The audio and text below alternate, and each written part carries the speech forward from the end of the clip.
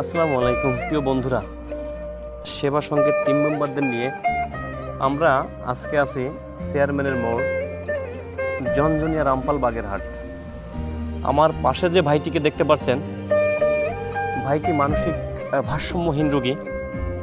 আমরা সাধারণত সচরাচর যাকে পাগল বলে ডাকি। ভাইটির নাম উনি বলছেন শিহাব, বাসা খুলনাতে, পিতার নাম বলছে আলী আশরাফ। আমাদের এই ভিডিওর মাধ্যমে যদি খুলনার কেউ তাকে চিনে থাকেন, আমাদের সেবা সংঘের পেজে ইনবক্স করুন।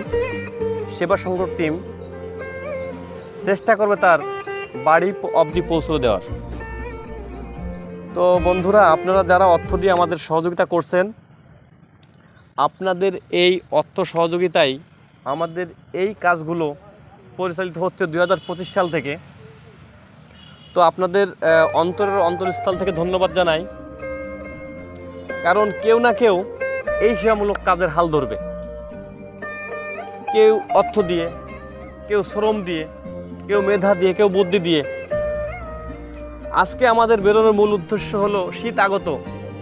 শীতের সময় আমরা এরকম লোকগুলোর কাছে যাইতে পারবো না, ঠান্ডায় কষ্ট হবে তাদের পরিষ্কার পরিচ্ছন্ন করতে।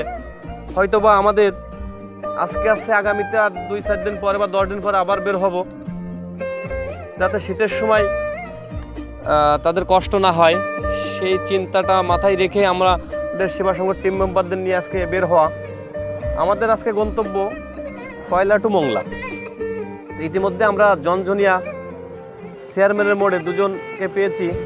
একজন চেয়ারম্যানের মোড়ের এই বাসিন্দা, তাকে চেয়ারম্যানের মোড়ে সবাই চেনে, আর এই ভাইটার বাসা খুলনাতে।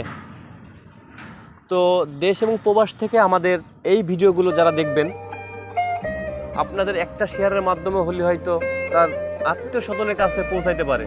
তা আপনাদের কাছে অনুরোধ, আপনারা বেশি বেশি শেয়ার করুন, লাইক করুন, আমাদের পেজটাকে ফলো করুন।